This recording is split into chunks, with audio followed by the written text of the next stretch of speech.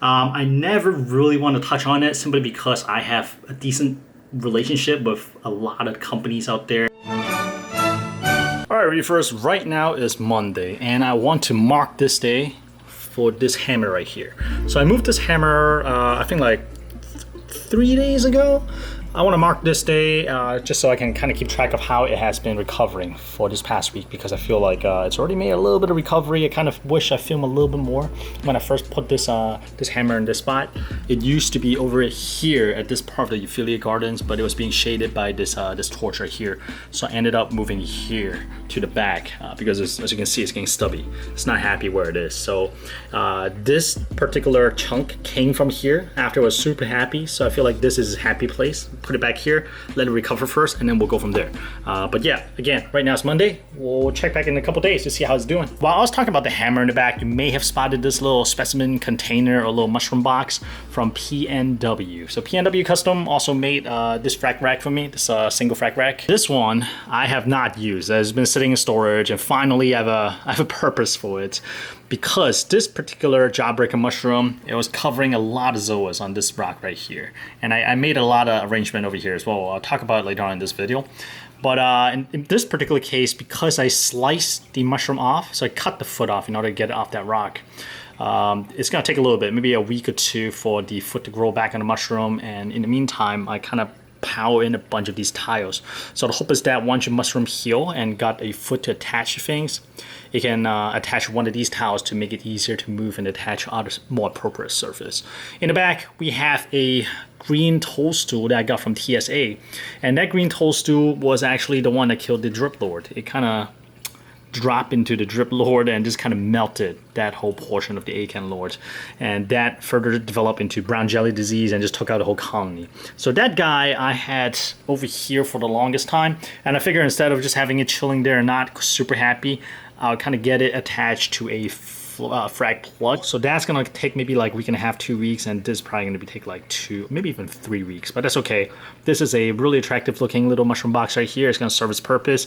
You got all these nice holes cut in so that water flow through, so there's no dead water in there. We'll see how it does. This is day one. Today it is with heavy hearts, well actually kind of relief. We're gonna finally deal with this rock. I've been doing this maybe like 3 videos already, like every time I take it out, scrape it, whatnot. I see that there's still some remnants of mushrooms and xenia, regardless of how clean I try to do it.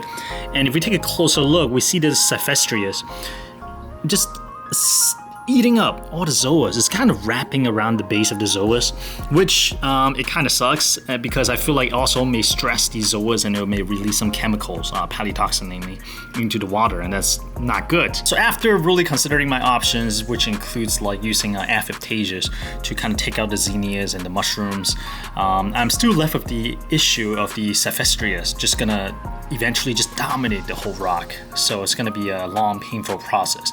So instead of letting it play out that way, I've talked to a couple people, I've heard your comments, and I think what I'm actually gonna do is just gonna break this rock apart. I think that's the cleanest, most straightforward, easiest way, and I don't need to sit here and micromanage every single video, be like, hey guys, guess what? Today we're gonna pull this rock out, we're gonna scrape things off. No, done with that, don't have time. There's so much more other things to do. We got this, we got that I didn't have even talked about yet.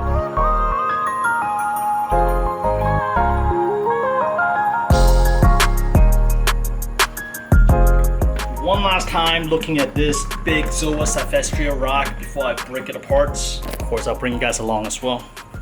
And great, now I need to wash the tripod afterwards, because I just grabbed it with the gloves. Yeah.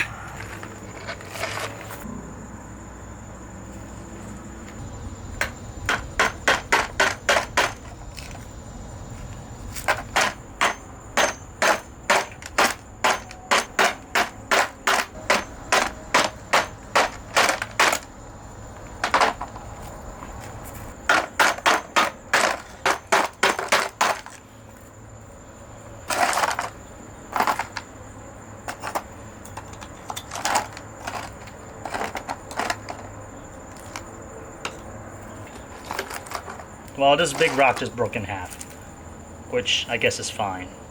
This whole chunk is basically a battleground for Saphestrius and Zoa, so this is a goner. Oh man, look at this chunky Bristol worm. We'll keep this guy. Here's a bit that flew out. Gotta make sure I pick up all these.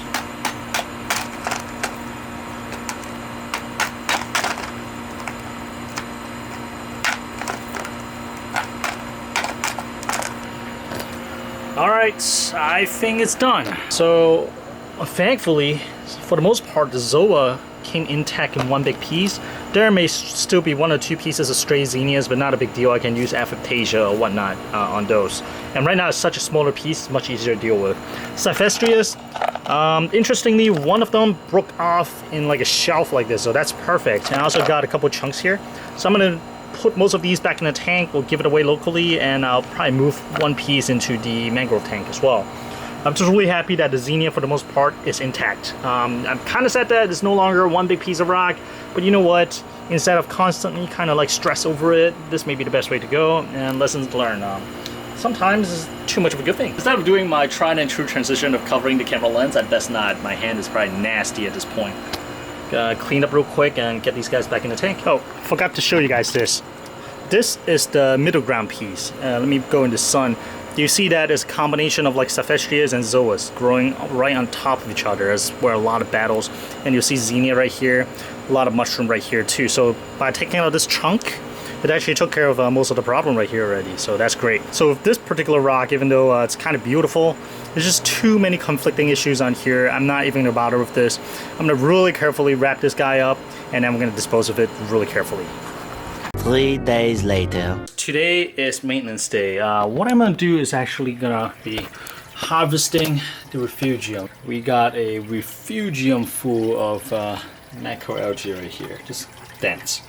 So roughly like once a month I'll pull some out. The second thing I'm gonna do today is actually swapping out the CO2 scrubbers media. As you can see, it's pretty much all spent, but I am out of media after about, I feel like almost, has it been half a year? I feel like it's roughly half a year. I'm out of the soda lime finally. The new one just arrived, so I can finally reload this guy. This costs about, I think it's like $100 or so from a medical or vet supplies store online. So this just arrived, so this is gonna last me quite a while. Now, this is not cheap to run. There's an option to run it recirculating, meaning that instead of drawing air from the room, I'll pull air from the skimmer. So I burn through this amount of CO2 scrubbing media, soda lime, every, I want to say maybe like 2.5 weeks or so. So it's not terrible. There's different ways of making this last a little bit longer. One of the most popular ways is the CO2 recirculating method, meaning that instead of pulling air from the room right now, I will run another hose to the skimmer collection cup. So this is sealed air from here, goes in here, and so it's recirculating. It's not pulling any air out. So I've tried that. I've also built a moisture trap to make sure the water does not get into the CO2 scrubbing media, and you absolutely do not want to do that. But what I find is that the water is still somehow getting into the CO2 scrubbing media and causing it to clump. And I have a kind of like a hint of suspicion that some of these, the media actually got into the tank because of the method I was doing, and it was not good. Another big reason I'm not running recirculating is because the founder of the Reef Moonshiner method, Andre, actually made a point to mention that you never want to run recirculating CO2 scrubber. I have not really hit him up to ask him for exact details on why he said that, but he made it a point that no, don't do recirculating CO2 scrubber because you want the fresh air coming in. At least that's what I'm gathering. As to the exact details, I'll save it for next time when I actually get to talk to him. I'll ask him like exactly why. Regardless, the way I decided to just do it is to just change out the media every once in a while, and it seems to be doing okay. And with winter coming, just going to be even better. Oh my god, it's like a huge bang. I think just storm. I don't think it's anything that's too big. Oh my, holy. All right, so the sky just totally opened up and it's going nuts outside. Oh, today's the first day of fall, so welcome fall. It's kind of like a depressing day, but good day to stay home and do some maintenance. And I'm donning my favorite yellow long sleeves gloves, and these gloves, seriously, this is becoming one of my best purchases for reefing hobby. It is nimble enough that I can do like fine fragging work, and then it's thick enough that even if I grab like crystal worms or anything like that, it does not puncture, and it's been fantastic. I just gotta be really careful that water does not get into the top of the sleeve and run down the gloves, because once water get in there, it's gonna stink. I lost a pair like that a couple months ago, but ever since then I've been super careful, and it's been fantastic. One of the best purchases. If you guys are interested, I'll have a link to the Amazon below. It's like 15 bucks, super cheap, and again, one of the best purchases I've done for the reefing hobby.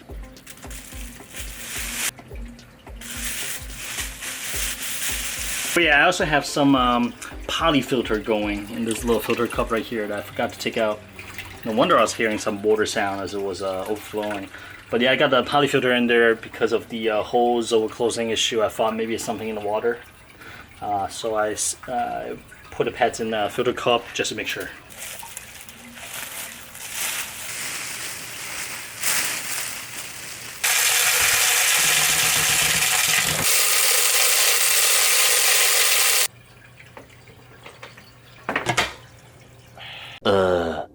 Alright guys, we gotta talk. I do not have a script. I am not sure where this is going, but I have been thinking about this more and more. There is a fundamental change in terms of like the pricing in this hobby. I never really want to touch on it simply because I have a decent relationship with a lot of companies out there, and I know a lot of these are good guys, but fundamentally they are a business. They're trying to grow. I understand that, and there are also other maybe like not so much a big company, even like smaller company, or even like private entities. They got product outs, they got corals out, they want to make money.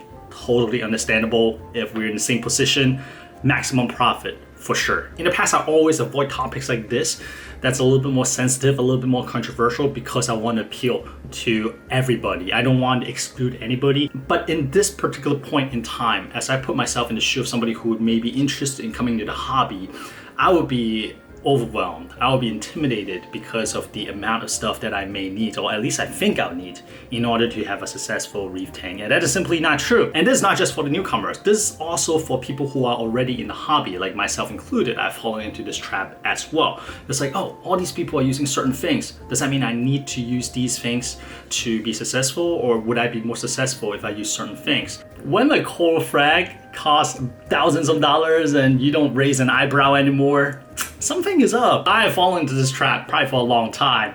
I do social media stuff. I follow people on social media, and I enjoy social media. So I keep seeing these, this is awesome, this is awesome, this is awesome, and people are like, yeah, that's awesome. And when a lot of people say this is awesome, I was like, that must be awesome too. So I'm kind of lemming. I am a lemming, and I bet a lot of you guys can probably relate to this as well. I don't think anybody's intentionally doing this to kind of like help sell things. I've met a lot of you guys, and you guys have all been fantastic. I've met a lot of content creators, all great people. Nobody came out to be like, yo, let's rip these guys off. Nothing like that. And business is just doing what business do. They're trying to generate profit. But I do see an imbalance of pushing the high-end, quote-unquote, awesome stuff versus the everyday, average hobbyist stuff that I also enjoy. There is an imbalance in terms of representation. And if you think about it, it makes sense. Because on social media, when you share things that's like mundane, everyday things, people are like, okay, cool. But when you share things that's like crazy expensive that people wish they could achieve, for example, like a Lamborghini Diablos, a Ferrari and stuff like that, people are like, same thing with corals. When you share corals that's like $500, $600, $1,000, people are like, oh dang, that's nice, like.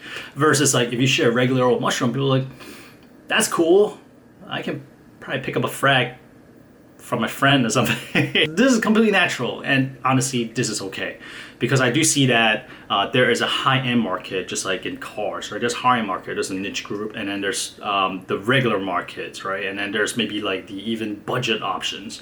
So that's totally okay. I mean, everybody has different financial situations. Some people, a Ferrari, give me 100 of them, right? So totally okay, that's different niche. But what I am kind of iffy about is that when the small group of this niche kind of dominate the whole landscape in terms of like a conversation. I think that's where I kind of like, oh, okay, something is happening. What sparked this on is actually one day I just kind of taking a shower, and a lot of dangerous thoughts came from showering. I thought, okay, why is a private equity firm like buying up all these company, and they must have done their homework. And they are smart people, otherwise they wouldn't make all this money, and there must be some nice margin to be made in here. So in terms of that particular situation, I have my own thought as well. I think a lot, I take a lot of showers, a lot of long, steamy, hot showers. In that particular situation, I have my own thought as well. I'm not gonna share in this video because it's kind of long and rambly, but I've been thinking about it. I have some thoughts along with all these other things that's happening around the hobby, but again, I typically don't share these kind of things in this channel because this channel is documenting what I do with my reef tank, not so much what I think about the scene. But if you guys are interested in stuff like this, let me know. I'm happy to share my stream of consciousness as well, except it's gonna be kind of rambly and kind of jumping around a little bit, if you don't mind. So my point is, having high-end stuff, marketing for high-end stuff, I think is fine as long as everything's being truthful and it's not pushed too hard. But I feel like there's underrepresentation of the more average reefer or even more budget reefer options out there. And for whatever reason, although understandably, those are not considered as sexy, so I guess not too many people talk about it or share about it. And I would like to change that. I feel like if there are ways we can kind of help cut costs reasonably, because there's a decreasing return of efforts, right? If you put in a lot of effort, you're only saving a couple bucks. I feel like personally for me, that's not worth it. But I would like to have a little bit more focus in terms of that kind of like more budget, more average reefer option. I have 2 tanks. And initially I did set out a goal, the large tank, I wanted to go all high tech because in the past I did not have the budget. I did not have the connection to get all these sponsored gear. Now I do. And I've seen what they could done, and they saved me a lot of time, specifically like all the water testing and stuff like that. Algotronic, you cannot pry that away from my dead fingers. I love that piece of gear. So there's a place, right? And there's a price for those. And on the other hand, I do feel that we do probably need more representation in terms of more budget-friendly pieces of gear. And for that audience group as well, I also need to pay more attention to kind of like give my honest thoughts on what is considered, well, nothing is necessary, but what is considered a really, really good bang for the bucks for the amount you pay. For example, Algotronic, I can tell you right now, yes, I highly recommend it. Saved my reef, made a huge difference for me, but it's also $1,200. That's a lot of money, but that is the amount that I would be willing to invest in my particular financial situation, who I kind of like grimace when I have to like, Radiance, I don't like that really like, but yeah, but $1,000 is a big deal for me, but I would spend that. So I need to be more conscious in terms of like, be more precise and more conscious on how I represent the more expensive gear. Like, is it really necessary? And in terms of the other side of the coin, the more average, well, I don't want to say average, almost feel like a bad word, but more general reef hobbyist who's watching the wallets and bank account a little bit more like myself. I want to present those kind of options a little bit more. So right now it's still kind of like up here. If you can't tell right now, I'm like just like spitballing with you guys. One-way spitballing, I'm just spitting at you. Trying to see what's the best way to do this. Number one, I could set up another tank, which I don't really want to. I really don't want to. I don't have enough time.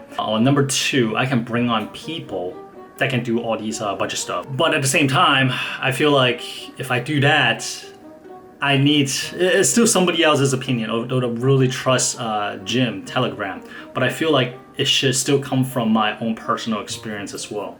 There are certain things that I feel comfortable talking about, but there are certain things that I obviously do not have the technology know-how or the experience to really share. So I'm still spitballing. I don't know, but I just want to let you guys know that's where my head is right now. I see that one niche in the hobby is front and center that seems to wash our social feed with, which again, there's nothing wrong with that because it is there, the niche is there, but I don't want that to dominate and become the norm because that is a really expensive hobby and that's gonna scare a lot of people off and it's not gonna be good for anybody and that's gonna, I don't know. Anyways, that's my super long ramble. Just want to share with you guys where my headspace is right now. I see all these things happening. Never really get a chance to really share with you guys how I really feel, because that's not what this channel is, at least not until this point. Would love to hear your thought on the general health and general status of our current hobby. And I don't know, would love to hear your thoughts. And I don't know how I want to deal with this yet. Is it setting up another tank, which I really don't want to do? Is it bringing on more experts that can talk more towards the average reefers? Or just making it more clear, like, okay, there's different segments in the reefing hobby, and you don't need everything in segment A to be successful in segment B or C. Love to hear your thoughts. Okay, with this said, let's go back to our everyday, not everyday, but let's go back to our tank updates. Thank you for sitting through this. I appreciate you. You get the idea. I want to give you guys a quick update on the Cyphestrias. The Cyphestrias are doing good. Looks like I got 1, 2, 3, 4 nice chunks, and then there's a tiny piece right there in the acclimation box. I probably have to talk about next week. I'm running out of time. The zoas are slowly opening up. It seems like I see more and more polyps open up as the day goes by, which is fantastic. I have slowly bumped the phosphate level up to 0.1 measured by the Mastertronic. Initially, I was going by the Henna phosphate checker, but I think in this particular case, the Mastertronic seems to fit what I'm seeing in the tank a little bit more. So I decided to go with the Mastertronic as my quote-unquote truth. And the Zoa is responding well. Same thing with the LPS. Look at the LPS. It was kind of stubby before, now they're finally opening back up too. So I think phosphate, man, I just had tanks too clean, which is kind of ironic. Look, these guys, thing seems happy. Same thing for all these affiliates here as well. So, same thing with the ACAN. ACAN was looking a little deflated, at least that one, for about 2 weeks. And right now, it looks like they're finally starting to open back up again, which is fantastic. And the other thing I really want to show you guys, well, not the Christmas tree worm rock, but I have not shown you guys this rock for quite a while. What I really want to show you is this right here. This is the hammer that we looked at early on in this video. And already you see that it's definitely looking a lot healthier than before. I think give it another 2 or 3 weeks, then it should be back to normal. I should be like back poofy like this. So that's awesome. It's only been about, what, 4 days? We filmed Monday, now it's Friday. Yeah, so it's only been about 4 days and it's looking good. So we're on track, so that's excellent. The other thing that I'm really happy about is the SPS. The SPS has continued to grow. It just quietly, it just silently started growing. Just look at the goldenrod. Just look at how much it has grown since. And I'm really looking forward to see how it does. And those tiny fracks right there, it's already encrusted onto the rock. And I believe that once it got like a nice base encrusted, it's going to start sending out branches, and that's when it's gonna start looking awesome. Yeah, so I think like with this rock under control, the next thing I'm kind of looking at is this chunk right here. As you can see, I got this nice piece of it's actually made by Aqua Rock. I later found out. I bought this from a fellow WAMS member for 90 bucks. Now 90 bucks is a decent bit of change, but for an amazing looking rockscape like this, that's gonna define one side of a tank. I think 90 bucks is totally worth it. So my thinking is that next week I'm gonna kind of redo the torch garden and really take advantage of the Aqua Rock and create some more dramatic scape, and also kind of like space the tentacle out a little bit, just so that each coral can have their own little space versus like a big mashup like this. So today's video is going to be a little bit shorter. I apologize in advance because number one, I have a super packed week, and number two, I simply did not have a lot of time to work on the tank, so not as much content. I don't want to force it. So I hope you guys enjoyed this video. If so, leave a like, and I'll see you next Sunday at 12:13 p.m. sharp.